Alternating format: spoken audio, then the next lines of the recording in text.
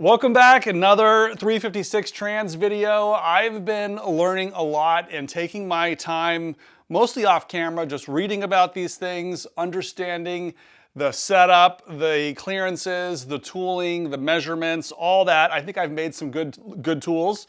Because I've been devoting so much time to it, I'm starting to get, really confident, really comfortable with it. So that may change after today. Stay tuned. Let's open it up. While I still have the gear cluster assembled in the tunnel, I am going to need to take these nuts off. They're held on with some cotter pins. And also just to note here, I think I've talked about this before, but this reverse gear has a bad bearing in it. The bearing is not supposed to be sliding out like that. So that's something else I will take care of. I need to lock it from rotating so I can take the nut off without just impact wrenching it. I'm gonna need that same tool to torque it. So might as well make the right tool now and not just rely on impact tools.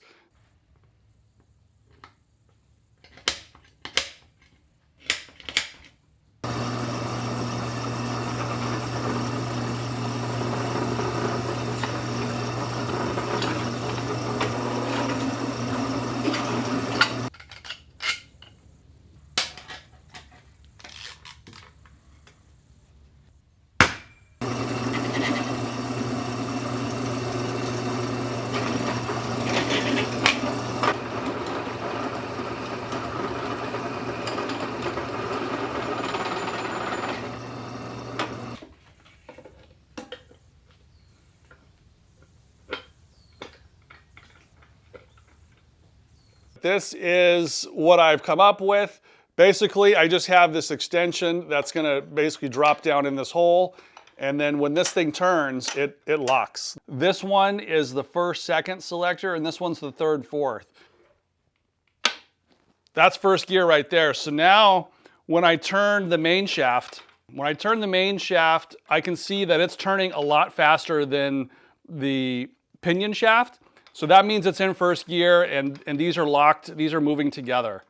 I think there might be a way too to lock it in first and third at the same time. And I think that also will lock the shafts together, but I don't want to stress any of the gears. So I'm just going to go with my clutch disc method.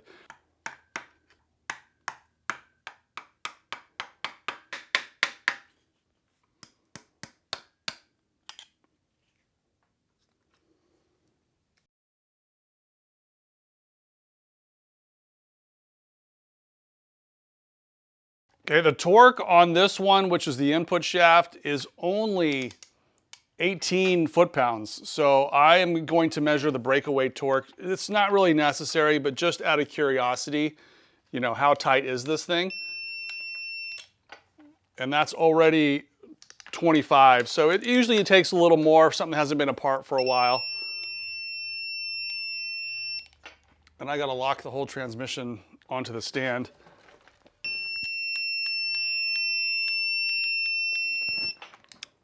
That's 85, and this, I don't want to damage this wrench. I think this wrench only goes to 90.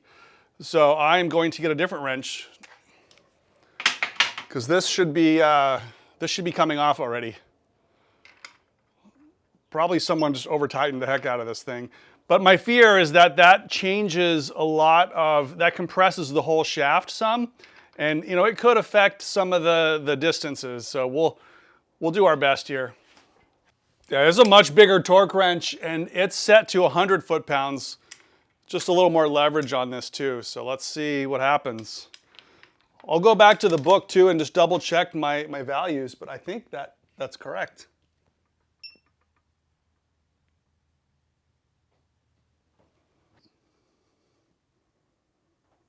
All right, because there's a little extra torque on this, I had this bar, going through all the way to both sides on this. So it was braced on top and bottom to prevent kind of bending the input shaft. But what's happening now is that these studs, these are M8 studs, are starting to bend a little bit. So I'm getting worried. I don't want to put too much pressure on the input shaft. So I think I am going to use the torque wrench. So I'm going to kind of roughly hold it back here with a rag. There we go. There's a little oil trapped in there. Yeah, the threads on this should be cleaned up. You can put it on by hand, but probably because of the cuts for the castellated nut, the threads on this could be a little bit better. Now this one's supposed to be 72 foot-pounds of torque. So I'll go back to the lock method and just verify that this one's not super over-torqued either. But I just don't want to bend anything on this end. Yeah, this one's also too tight.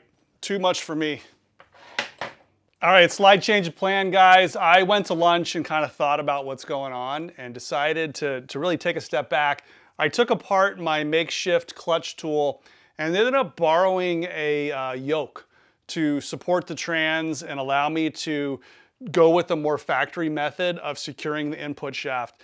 Reason why is because I was bending bolts and I didn't have a good grasp on the disc here. So the bolts were kind of eating into the friction material. It just wasn't ideal, and because this is over tight, I just don't want to stress out the input shaft, because what was happening before is, even though it was supported on either end, when I really torque it, I was watching the input shaft, I was watching it deflect up or down, and that's not good. So I want to secure the input shaft in its center onto this disc. So I'm going to cut this disc off, the friction material, and I'm going to weld something that looks real similar to the factory tool. I'll show you what the factory tool looks like, and I can make something equivalent. So because I have the ability to, you know, just take a step back, I have plasmas and welders, and I can basically do better. So that's why I took a break, walked away, come back and do better.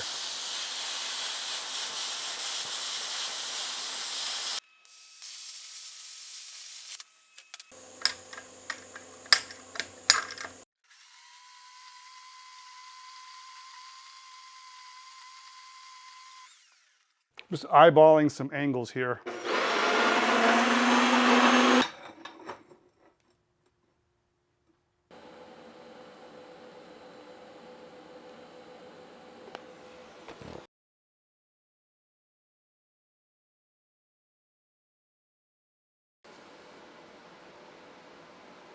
I think I put too much heat in this, or too slow of a travel speed, but you know, I'm not really a structural welder either.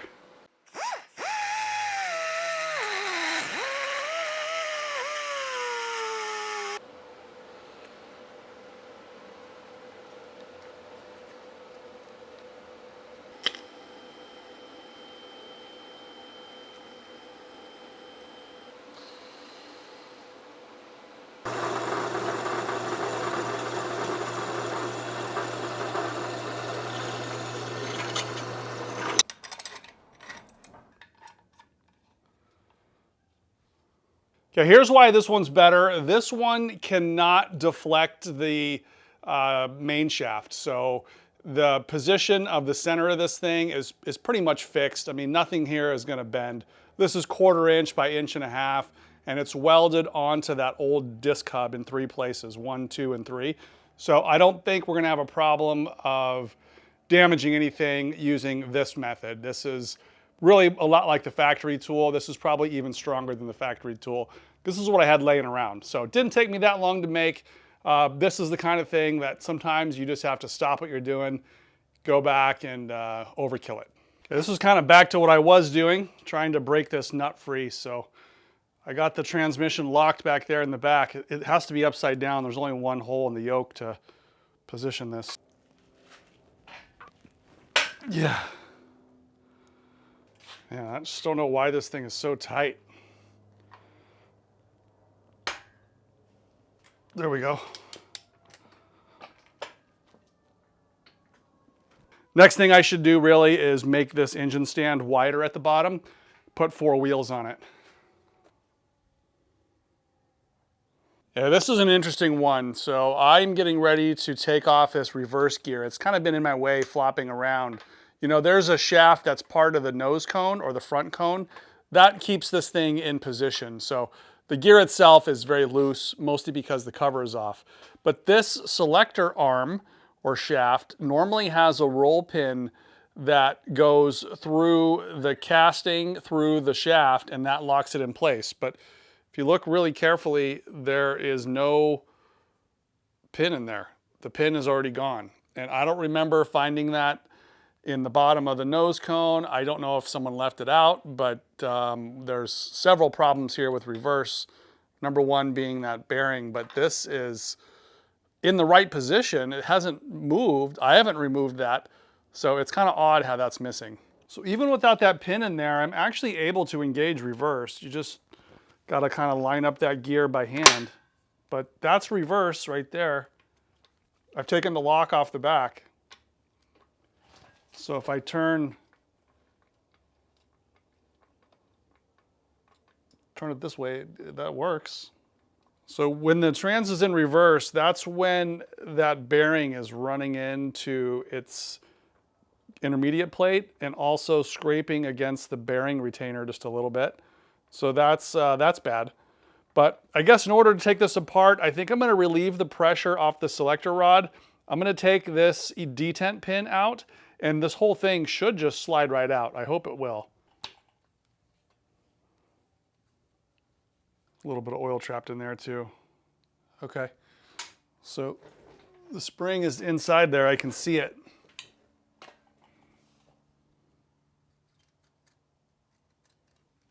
So there's the spring. And I can see a ball in there, so yes. Now there's no pressure on this, so I can just pull this whole thing out, but we don't want to lose that ball. So let me see if I can just get the ball out real quick. Yeah, there it is. So I'm going to put all this together. This is for that one. Yeah, and so here it is, reverse selector with its idle gear and bad bushing. Now it also looks like someone knew this bushing wasn't the correct size and they tried to stake it in place on both front and rear.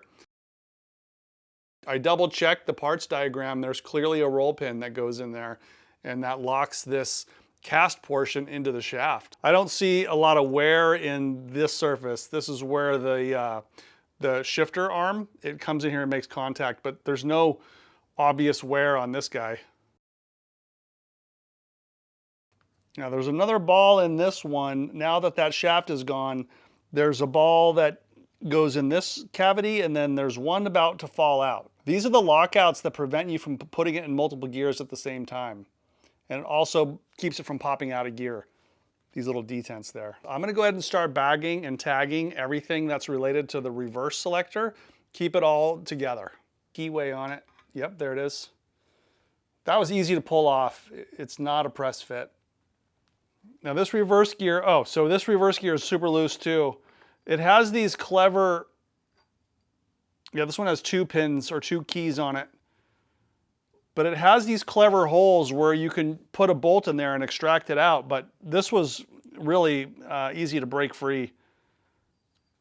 And this is not something that wears because it's keyed. It just spins with the shaft. So it was just an easy removal. Now these keys appear like they're pretty stuck on there.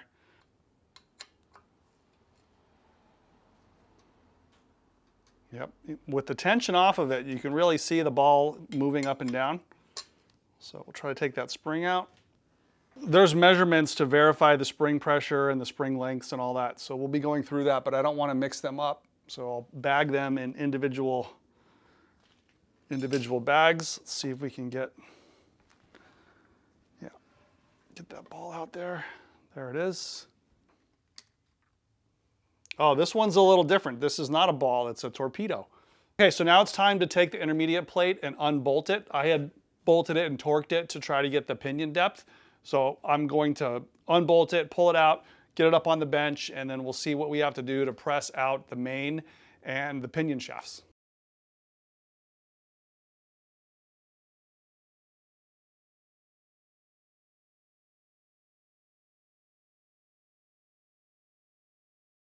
This is the bearing we need to replace. This is probably the hardest bearing to replace. It's right next to the pinion. So in order to get this bearing off, we are going to have to disassemble the whole intermediate plate. Okay, this one came out in this order. It's a slug, the spring, the ball, and then that goes all the way out to the selector shaft. So everything is clear now in terms of the detents. I can see all the way to the shafts. I'll bag these separately so we know this is going to be for, this is the 3/4 gears. And then as soon as we take these clamps off, we should be able to slide those out as well.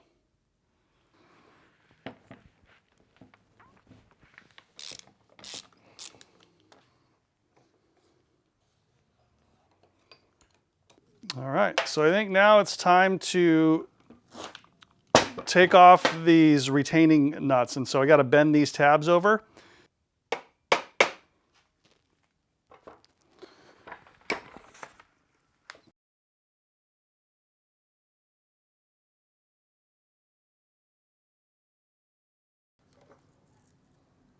So you can see it's real thin. Try not to damage it too much because I do want to measure the thickness of this gasket. So you can tell it's very thin. And it's pretty much non-existent on this side, which is kind of weird. That looks like it should all be one gasket. It's kind of suspicious. So see how the bearings poke out a little bit, and then there's a counter bore here. That's what really squeezes the bearings in place, and that's critical. So there's a certain amount of clearance there. We'll have to measure that, make sure we get it right. Now it's ready to push these two shafts out of the intermediate plate. The only thing holding it on is the friction between this pinion shaft and its bearing. Same thing with this main shaft and its bearing. There's nothing in its way to prevent it from coming off. We just have to support it on the press and push. Now the important thing to note on these two shafts is that they aren't at the same height. There's probably 3/8 of an inch difference.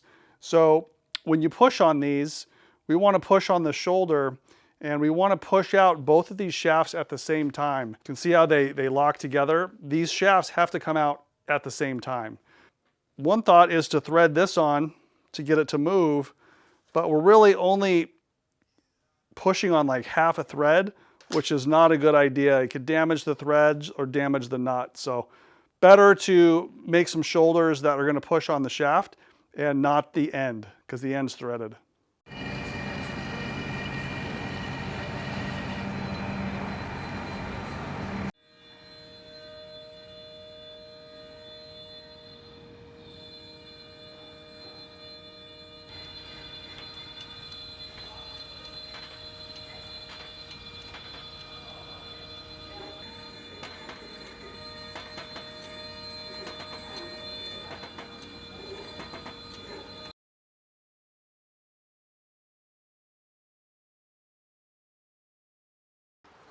This pressed apart pretty easily.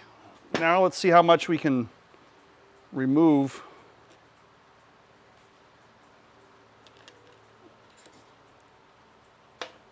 I'm only going to remove one of these sides at a time so I can always go back and reference the other shaft. So needle bearing, we'll set that next to this gear.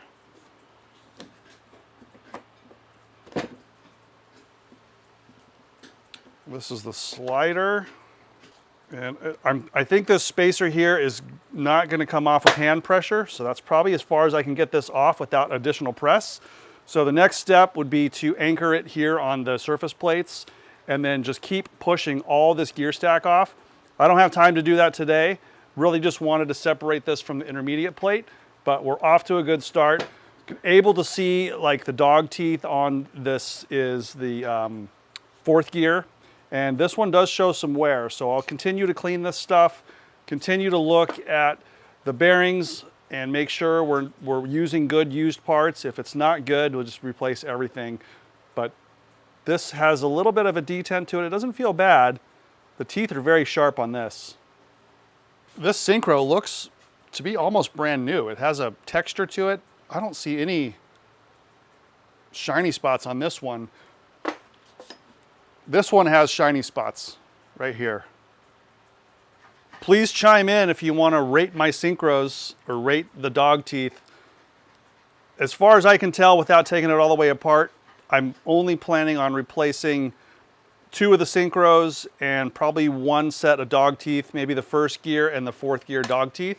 and like I said, this bearing on the end. Thanks for watching. Also, Corey has more of the 356 t-shirts in stock, so if you're interested, check out Renan.io for this shirt. It's back in stock, and a new one's coming shortly. Take care.